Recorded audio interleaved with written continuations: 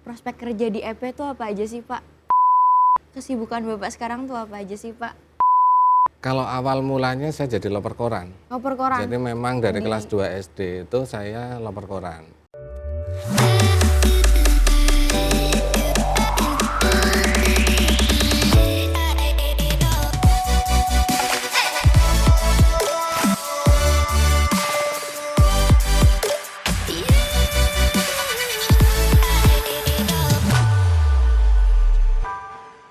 Welcome back to EP Buka Praktek.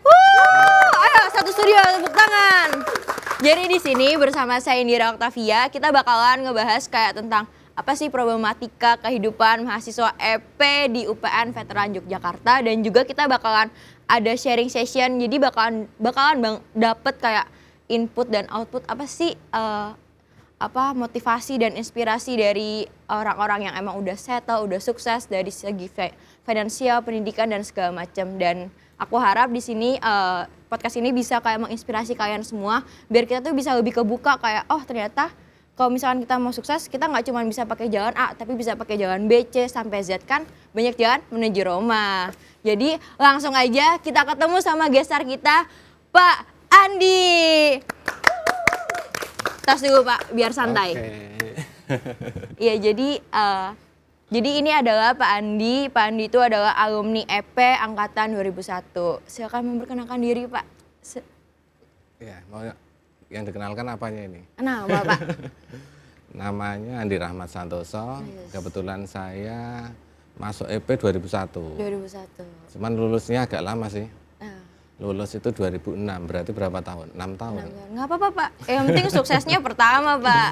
Itu pun juga karena nilainya juga masih kecil. Kalau saya ulang lagi nunggu nilai bagus lebih dari 6 tahun mungkin. Aduh, nggak apa-apa Pak. Kan 6 tahun yang penting meniti karir langsung tek langsung bisa buka outlet. Dan sebelum kita lanjut nih ya Pak, kita bakalan nampilin ada video gitu Pak tentang prospek kerja di EP itu ada apa aja sih? Boleh. Apakah jadi wirausahawan aja atau jadi businessman, businesswoman, ya sama aja sih sama wirausahawan. Tapi kita lihat dulu prospek kerja yang ada di EP, Ekonomi Pembangunan.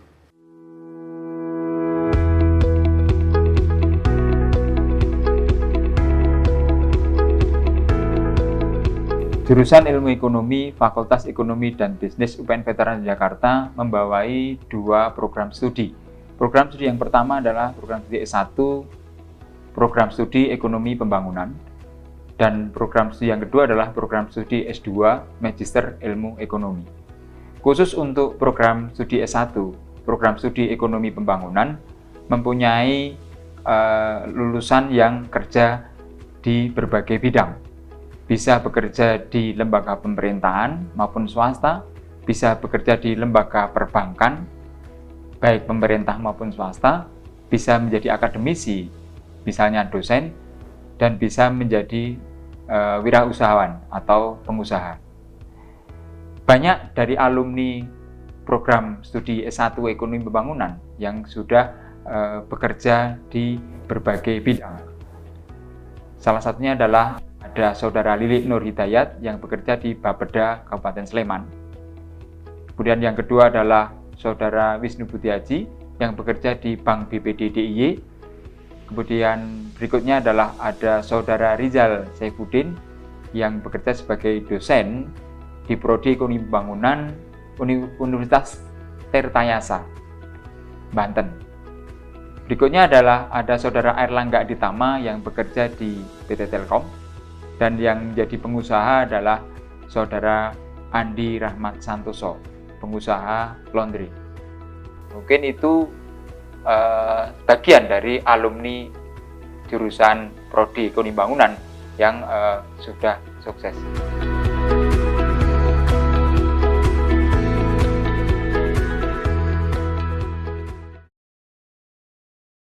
Yeay!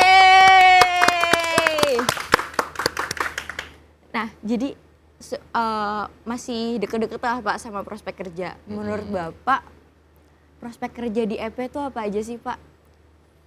Yang relate. Dulu memang setelah lulus, waktu itu saya langsung memberanikan diri untuk usaha sendiri. Langsung tuh Pak. Langsung usaha sendiri karena saya yakin memang dari UPN itu memang universitas yang lebih dipercaya. Namanya ada lah gitu loh. Jadi ketika saya membuka usaha sendiri, saya selalu mencantumkan bahwa saya itu lulusan UPN dalam company profile saya di situ. Nah, tingkat kepercayaan masyarakat terhadap usaha saya ternyata luar biasa dan lumayan besar dari situ. Karena backgroundnya udah, backgroundnya dari UPN, apalagi backgroundnya ekonomi pembangunan, kayak langsung, oh ya EP berkaitan lah sama Nah, di situ. wirausaha, kayak gitu. Di situ. Nah, terus kesibukan Bapak sekarang tuh apa aja sih Pak? Kalau kesibukan sekarang lebih santai sih, saya di 2 tahun terakhir ini lebih santai karena semua usaha alhamdulillah bisa berjalan dengan sendirinya karena udah autopilot semua. Yes. Paling saya cuman kesibukannya buka usaha-usaha baru. Membuka lapangan kerja baru, Membuka lapangan apalagi pekerjaan pandemi. baru. Nah, kemarin di pandemi ini kita ada buka usaha lagi 2, itu di pembuatan masker sama kita bikin distro juga. Nah, ini topinya salah satunya di sini. Kita liatin dulu ya guys. Saya pakai boleh nggak Pak? Boleh, itu baru juga kok. Baru saya bawa ke sini, saya pakai dari rumah ke sini. Paduka. Yes. Keren banget Pak. Ada YouTube-nya loh guys, Paduka Channel Official. Keren. Paduka Channel itu juga saya baru bikin belum sampai 4 bulan ini. Oh, belum sampai 4. Belum sampai 4 bulan, tapi di bulan ketiga kita udah monetize. Udah monetas berarti udah bisa jalan sendiri Pak? Monetize itu sudah Atau Bapak mendapatkan dolar dari YouTube. Oh, udah. Karena kita udah melebihi Oh, dari I 4.000 jam. Berarti udah ada advertising dan segala Udah. macam. Di situ. Jadi Paduka ini saya ambil dari nama Padukuhan Karangmojo. Jadi saya tinggal di Karangmojo. Kebetulan di sana dijadikan kepala dusun. Saya buatkan untuk sebuah dusun itu saya buatkan channelnya. Jadi Paduka. Nah, Paduka. Di situ nanti ketika kita mendapatkan pemasukan dari YouTube, uangnya kita gunakan untuk membangun desa. Terus kita buatkan distronya itu untuk memberikan kegiatan pemuda-pemuda yang ada di desa saya. Jadi kegiatan semuanya di sana disokong oleh dana dari Paduka. Jadi dari Nah, dari situ. Paduka untuk Paduka juga. Karena saya basicnya di Wirausaha. wirausaha, jadi ketika saya untuk menggawangi sebuah dusun atau desa, ya saya membangkitkan semangat kerja mereka Keren banget. di situ. Sebelum kita lanjut lagi nih Pak, kita bakalan nampilin video usaha Bapak. Jadi kayak kita bakalan nampilin apa aja sih usaha-usaha yang dipunyai oleh Bapak Andi. Kita lihat aja langsung.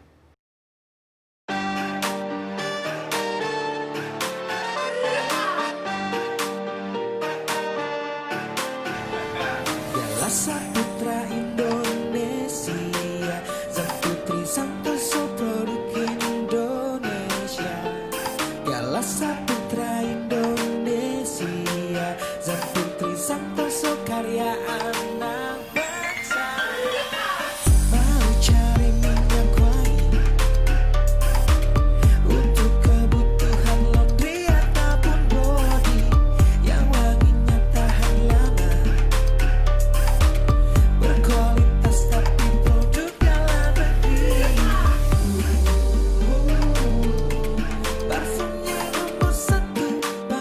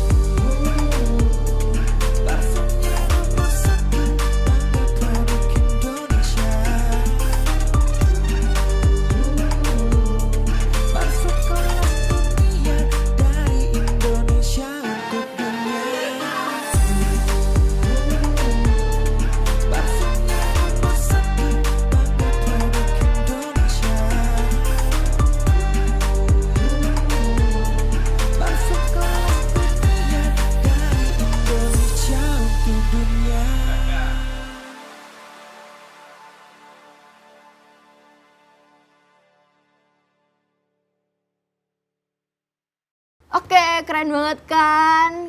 Bapak kan berarti Bapak pertama kali itu merintis usaha laundry ya Pak? Kalau awal mulanya saya jadi loper koran. Loper koran? Jadi memang dari kelas 2 SD itu saya loper koran.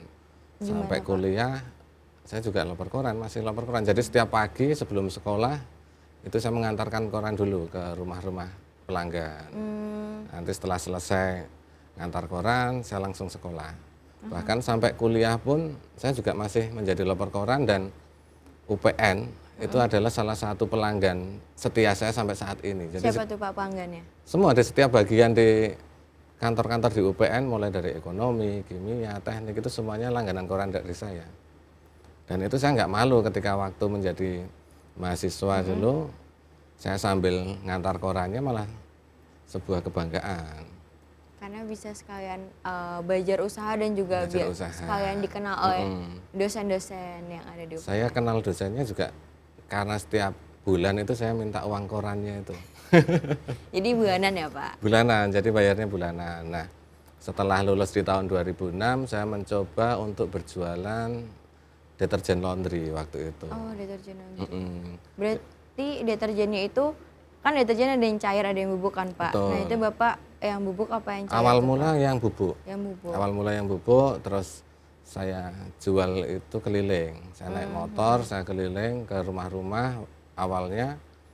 Terus akhirnya saya menemukan bahwa potensi pelanggan terbesarnya itu adalah di laundry. Nah, di situ saya baru mulai setiap hari keliling ke laundry. Bahkan ada pengalaman yang sangat menarik. Apa tuh Pak? Itu ketika saya pertama kali menawarkan produk deterjen saya, orang laundrynya itu langsung nyuruh saya untuk praktek, demo kan. Waktu saya ke sana, dia bilang, ini Mas, silahkan dicoba langsung ke mesin cuci. Oh, deterjennya? Deterjennya. Sedangkan saya sendiri belum punya mesin cuci saat itu. Saya kan bingung, aduh ini gimana ini. Cuman kalau saya bilang nggak bisa atau belum pernah punya mesin cuci, otomatis nanti dia nggak jadi beli, pikir saya. Iya. Nah, akhirnya saya bilang Gas aja langsung. ke ibunya itu, saya bilang gini, ini karena saya setiap hari nyoba, nanti kalau saya yang coba pasti hasilnya bagus. Nah, sekarang ibu aja yang nyoba biar saya yang melihat. Jadi biar dicek bagus apa enggak. Nah, di situ. Jadi ngelesnya seperti itu. Nah, terus kemudian di tahun 2007 saya memberanikan buka usaha laundry. Berarti modalnya itu awalnya dari Bapak deterjen, menawarkan itu. deterjen dari satu tempat ke tempat lain. Dari buka laundry itu setiap hari saya menyisihkan uang 10.000 sampai 20.000. Itu saya gunakan untuk membuat brosur. Iya, Brosur itu dulu saya karena belum punya komputer waktu itu, saya tulis tangan. Saya bikin denah lokasinya, saya tulis tangan, saya coret-coret. Habis itu saya fotokopi. Nah, setelah saya fotokopi, saya sebarkan brosurnya, saya harus beli amplop dulu. amplop. Jadi brosur yang jelek itu saya masukkan ke amplop. Oh, jadi biar dibuka sering. Karena gini, ketika saya menyebarkan brosur, biasanya orang ataupun mohon maaf pembantu rumah tangga itu tahu brosur biasanya dibuang. Iya benar Pak. Nah, ketika saya masukkan ke dalam amplop, saya sampaikan ini ada titipan untuk pemilik rumah. Oh, jadi langsung dikasihkan. Nah, dia itu pembantu rumah tangga ataupun penjaga rumah itu amplopnya jatuh aja dia bertahan untuk paling enggak amplopnya tetap di atas. Jadi dia mengorbankan dirinya untuk menyelamatkan amplopnya, padahal dia nggak tahu isinya brosur saya. Itu bagus loh guys buat S3 marketing bisa baca sama Mas Andi. Jadi brosur yang saya sebarkan biasanya sangat efektif sekali. Jadi isi brosurnya tuh apa tuh Pak? Kalau Itu boleh tahu? tentang keterangan laundry, tentang denah lokasi usaha saya. Dan itu setiap sore saya yang nyebarkan brosur sendiri. Berarti sehari bisa nyebarin berapa brosur Pak? Kalau dulu selembarnya fotokopi 100.000, 100 rupiah ya. 100 rupiah. Itu kan saya bagi dua. Bagi dua. Jadi kalau 10.000 ya berarti saya bisa dapat 200 brosur 200 brosur. dalam satu hari. Bayangkan kalau dalam satu bulan itu kan paling enggak 6.000 brosur yang saya sebarkan. Nah, kalau kita kuncinya kalau kita punya usaha itu bukan masalah bagus atau enggaknya. Marketingnya Pak. Yang penting marketingnya. Setuju Di banget sih situ. Pak, karena apalagi sekarang tuh orang ngeliatnya kayak wah covernya udah bagus langsung gas beli langsung.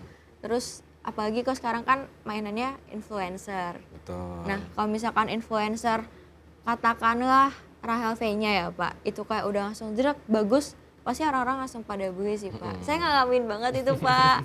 Saya bikin usaha, aduh jadi cerita. Saya bikin usaha kayak ya udah bener-bener harus marketingnya yang saya kuatin karena kan orang sekarang tuh lebih kayak ngelihat covernya dulu Iya. baru isinya dan segala macam. Apalagi kan sekarang di era internet ini ya, Iya, kita kan benar, Pak. harus berlomba-lomba untuk mempromosikan usaha kita melalui internet. Pokoknya siapa yang bisa menguasai internet ya dia yang menang. Bener sih Pak, dan packagingnya juga harus yang kita package dengan bagus, Betul. dengan rapi. Nah, kita pemasaran waktu itu memang masih menggunakan brosur. Terus di tahun 2008 sampai 2010 itu kan mulai peralihan pengenalan internet ya. Iya benar Pak. Jadi di tahun-tahun itu dulu kan kita masih pakai Friendster. Terus di 2009, 2010 mulai Facebook, ada Facebook. Iya Facebook benar Pak. Nah, di situ otomatis saya juga harus berpikir bagaimana mempromosikan usaha saya ini biar bisa diterima di era internet, Tepat sasaran juga. tepat sasaran. Karena kalau dengan brosur terus juga orang lama-lama juga meninggalkan. Iya, Walaupun memang brosur itu tetap sangat membantu untuk saat Sangat, ini. Nah, lalu saya mengumpulkan mahasiswa yang ada di sekitar saya waktu itu. EP juga Pak. Enggak, mahasiswa di sekitar lokasi usaha saya. Sekitar usaha. Saya tanya siapa yang punya komputer dan punya modem. Kalau dulu kan masih pakai modem. Modem yang colok kayak flash disk Betul. dicolok. Nah, masih seperti itu. Saya tanya, nanti kalau yang punya komputer dan modem itu biaya internet dalam 1 bulan itu saya bayari. Kan 100.000 waktu itu. Iya. Saya bayari, tapi dengan syarat gini, tolong diiklankan usaha saya 1 hari itu 20 postingan. 1 hari 20 postingan Pak. 20 postingan kan nggak sampai setengah jam. Iya sih Pak. Tapi ketika saya memiliki 10 orang yang saya bayari biaya internetnya, dalam 1 hari 200. iklan postingan saya 200. Iya. Itu bayangkan, Engagementnya berapa Nah. orang yang bakalan tertarik dengan Sekarang- iklan itu. Mbak punya usaha sehari posting berapa?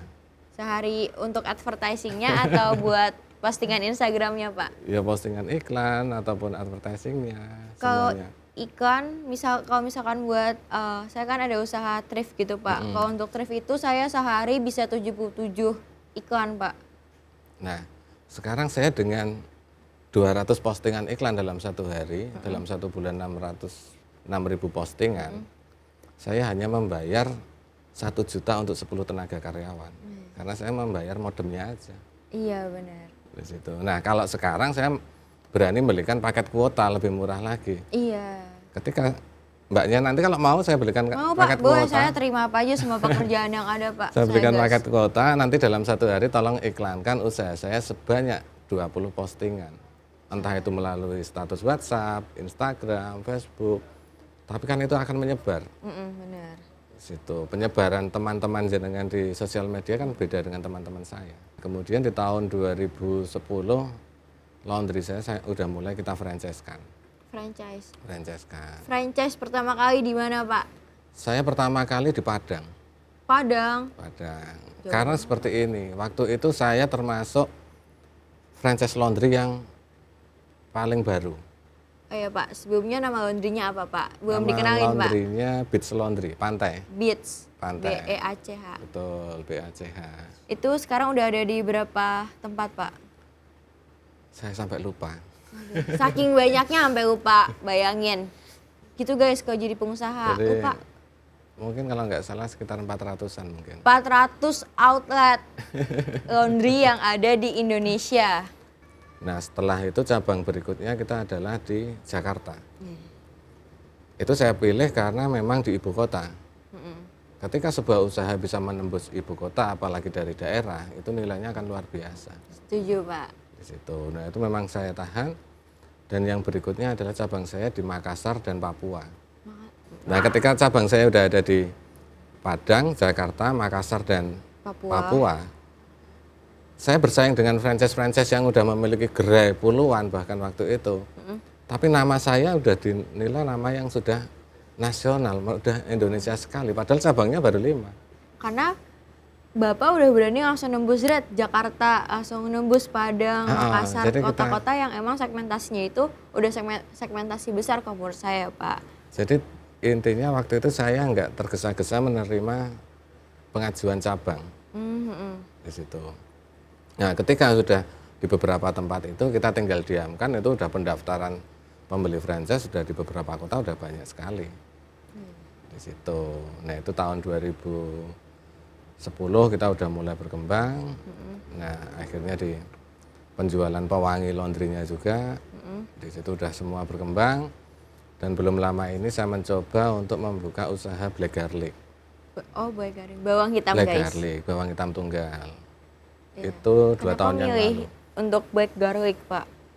Kan dari laundry ke black garlic itu jauh banget. F&B dari perusahaan laundry jadi F&B gitu, Pak. Jadi gini, ketika itu istri saya membuat bawang hitam tunggal itu untuk bapak saya. Jadi untuk mertuanya istri saya. Karena bapak saya itu kolesterol, asam urat. Nah, mungkin istri melihat dari internet atau membaca dari sumber-sumber yang lain bahwa bawang hitam tunggal itu bagus. Bagus untuk kesehatan. Bagus untuk kesehatan. Nah, karena jiwa saya ini jiwa yang senang promosi dan untuk menjualkan, akhirnya saya mikir ini bisa dijual. Nah, akhirnya Melihat peluang berarti melihat kan, Pak? peluang. Akhirnya saya mencoba untuk mengurus perizinannya, termasuk ke dinas kesehatan, ke hak paten merek. Itu alhamdulillah semua udah selesai. Nah, ketika udah mulai produksi, saya itu nggak tahu karena itu black garlic kan dibikinnya pakai magicom.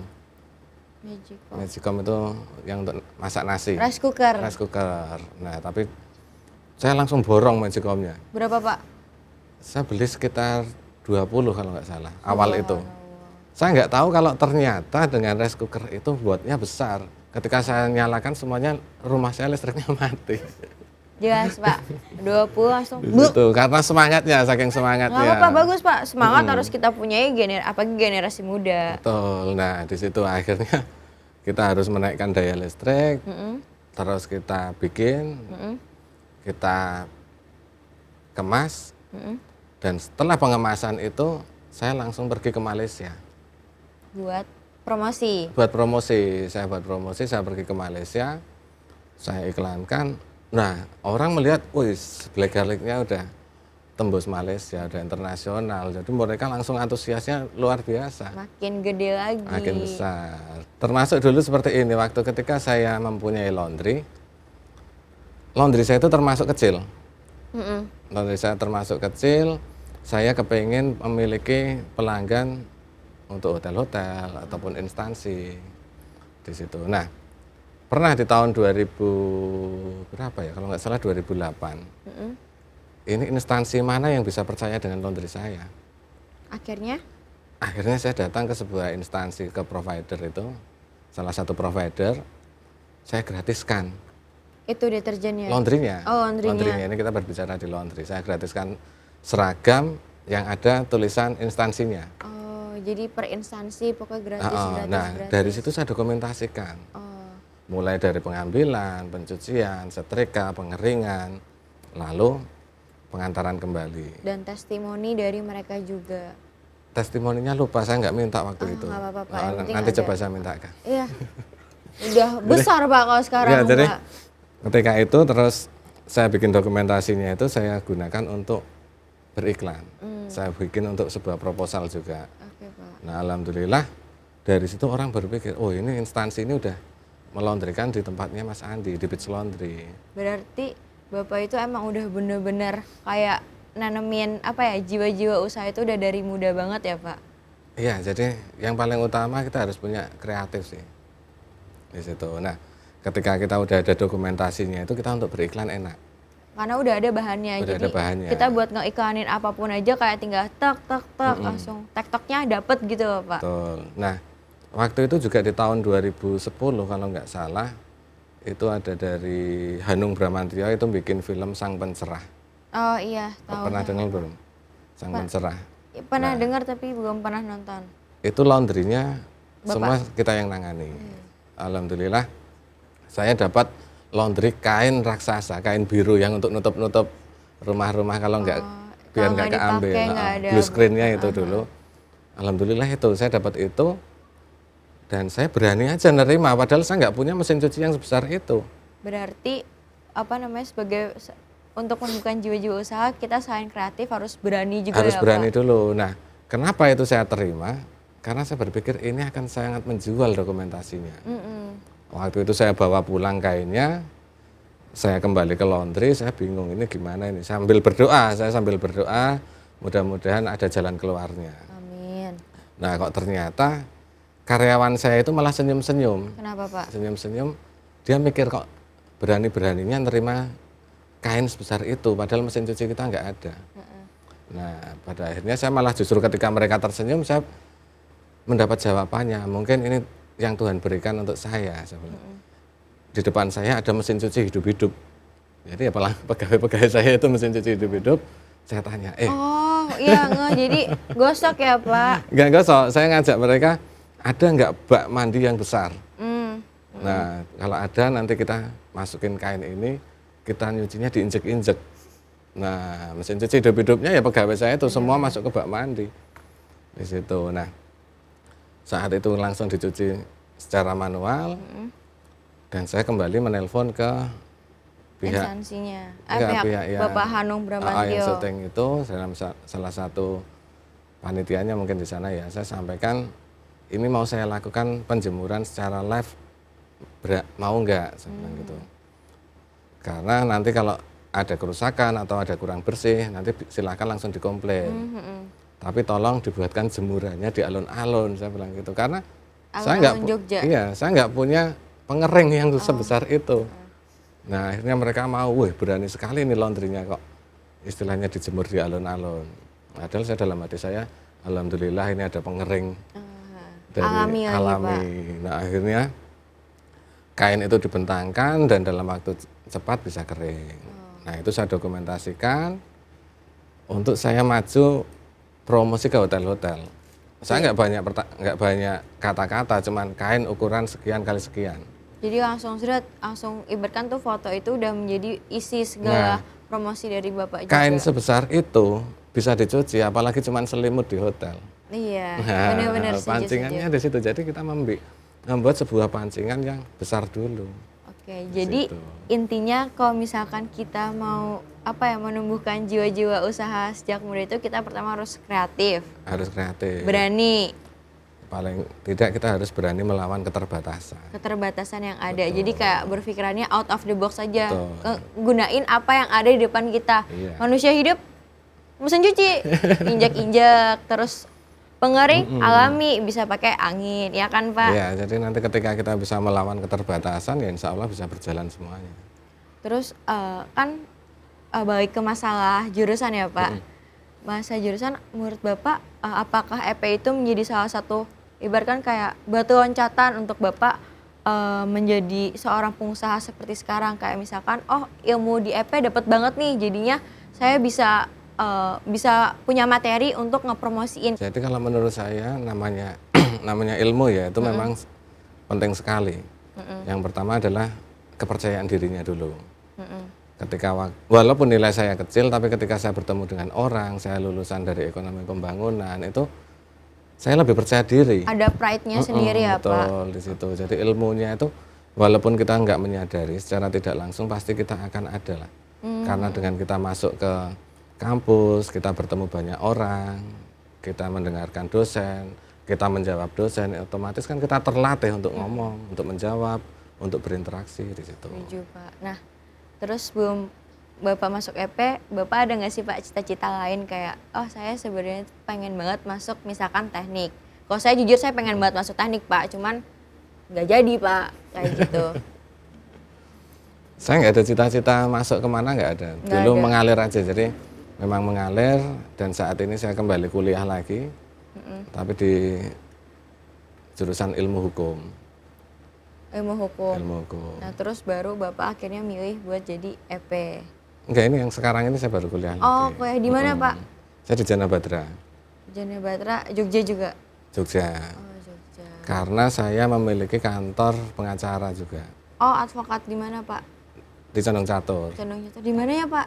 Di Perumnas Condong Catur, Jalan Teratai 5. Di situ. Jadi saya memiliki kantor pengacara, saya kumpulkan pengacara-pengacara Jadi Nah. kayak firma buat tempat biar mereka bisa kayak ya udah di sini aja buat. Betul, itu kantor saya sendiri dan kita ada beberapa pengacaranya. Oke. Biar nggak tegang, kita main games dulu. Oke, Games Pak. apa? Saya tuh nggak pernah main game ya soalnya. Ya, saya ajakin Pak kali ini Pak. Jadi gamesnya itu gampang kok Pak.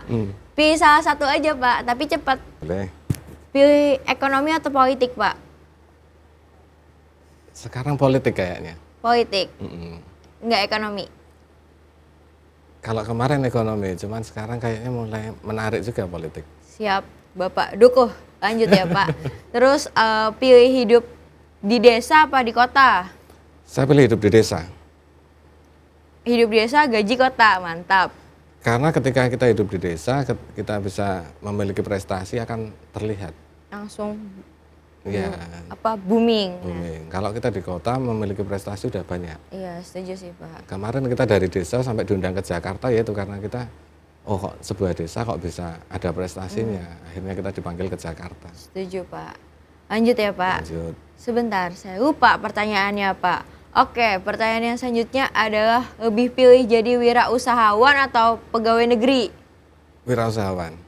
Nggak PNS Pak? Tadinya kepengen, cuman saya melihat dengan menjadi wirausahawan itu kita lebih bisa mengeksplor diri kita. Bener, skill Gitu. kita juga secara nggak langsung ningkat terus, hard dan Secara soft waktu skill. juga kita lebih leluasa. Fleksibel. Setuju sih Pak. Kan sebagai pengusaha itu kita harus pintar-pintar investasi ya Pak. Betul. Bapak lebih milih investasi saham apa tanah? Sampai saat ini saham saya belum punya, Belum. saya baru tanah. Atau emas atau tanah Pak? Emas dan tanah saya pilih tanah. Oke, karena lebih proper juga ya Pak, Iya. kayak untuk harganya meningkat terus. Setuju sih Pak. Tips and trick untuk meraih kesuksesan di masa muda tuh gimana Pak? Kalau yang paling utama sih sebenarnya masalah manajemen waktu. Time management. Manajemen waktu. Jadi ketika kita masih muda, zaman waktu masih muda dulu saya namanya anak muda kepengen main itu pasti ya. Tapi begitu mainnya istilahnya sampai malam, walaupun sampai malam, tapi pagi ketika saya harus lapor koran, saya juga harus siap lapor koran. Berarti konsisten juga ya Pak? Konsisten.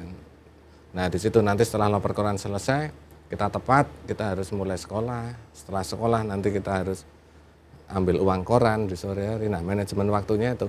Jadi ketika menjadi mahasiswa pun harus seperti itu juga. Harus tahu. Boleh senang-senang, tapi kita paling enggak juga harus mengatur waktu untuk tetap belajar, untuk tetap berpikir positif. Seperti halnya ketika kita bersosial media, jangan cuma melihat ini gosip-gosip ataupun Apa itu, kepoin orang. Nah, paling enggak kita bagi waktunya. Seperti saya bersosial media, tapi saya juga harus memanage kapan saya harus iklan lagi. Oh ya, jadi harus tahu waktu-waktunya Harus sosial tahu media untuk waktu-waktunya. hiburan kapan, untuk usaha kapan, Betul. untuk hiburan diri sendiri kapan. Oke, lanjut lagi. Menurut Bapak apa sih Pak? Apa ya motivasi terbesar Bapak maksudnya motivasi terbesar dari hidup Bapak sampai Bapak tuh bisa ada di titik ini?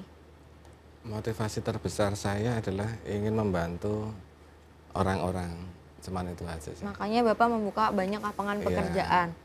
Karena saya dulu memang ketika saya dibantu orang itu saya merasa senangnya luar biasa dan sangat tertolong sekali. Honor banget ya Pak. Heeh. Nah, terus kan dari tadi itu Bapak selalu bilang Bapak bangga menjadi alumni EP UPN Veteran. Betul. Nah, kesan pesan Bapak untuk UPN itu apa Pak sebagai alumni ya Pak? Kalau kesan atau pesan? Kalau pesan, Kesan pesan. kalau pesan saya yakin untuk di UPN itu udah tanpa pesan dari saya pun udah maju terus. Tapi kalau kesan, memang UPN itu memberikan kesan yang luar biasa dan saya bisa mendapatkan ilmu di tempat ilmunya itu memang di UPN. Bahkan saya dulu tercepat untuk ininya loh, skripsinya loh. Saya 2 hari selesai skripsi. Berapa halaman Pak? Lupa halamannya. Lupa, nggak apa-apa Pak. Udah lama juga soalnya. Karena nanti ya kalau Pak Didit sama Pak Ketut ketemu. Saya untuk memilih dosen skripsi saya memang sengaja memilih dekan dan rektor. Karena Nah, saya cerita ini saya bongkar sekarang karena udah berapa tahun ini, dari tahun 2006. Mungkin Pak Didit sama Pak Ketut belum tahu, tapi kalau Pak Ketut mungkin udah tahu karena saya usil, jahil sebenarnya. Saya ngambil dosen pembimbing skripsi dosen dan rektor itu saya sengaja untuk mempercepat biar saya bisa selesai. Karena sudah 6 tahun, bayangkan 6 tahun nggak lulus-lulus, tambah skripsi lagi sampai kapan ini? Nah, saya datang ke Pak Rektor. Waktu itu saya udah nyusun skripsi, udah langsung datang ke Pak Rektor. Saya sampaikan, Pak Rektor, ini karena Pak Rektor sibuk, kata Pak Dekan. Jadi Pak Rektor tinggal tanda tangan aja, nanti biar Pak Dekan yang mendampingi saya. Saya bilang gitu. Oh, Pak Rektor, wah ini pas banget, ini memang saya sibuk luar biasa. Akhirnya ditandatangani skripsi saya. Setelah dari rektor saya datang ke tempat Pak Dekan. Pak Ketut. Pak Ketut ini Pak Rektor udah tanda tangan. Jadi Pak Ketut tinggal tanda tangan aja. Saya bilang, oh iya sini tanda tangan. Jadi saya sendiri waktu pendadaran saya nggak tahu judul skripsi saya. Sama sekali Pak. Karena lupa saya nggak belajar di situ. Tapi yang ngawal saya dekan dan rektor. Langsung. Dosen pembimbing udah cuman diem, ya siap gitu. Saya jadi dosen pembimbing juga hormat aja Pak, langsung kayak siap, monggo gitu Pak. Di situ jadi ketika lulus itu jadi lucu sekali. Jadi Pak Ketut itu sama saya sekarang kalau ketemu, wah ini yang ngerjain saya dulu ini. Ada salah mungkin Pak buat Pak Ketut. Nah, untuk Pak Ketut terima kasih juga, untuk Pak Didit Weli. Nanti kita ketemu lagi, siap-siap saya kerjain lagi.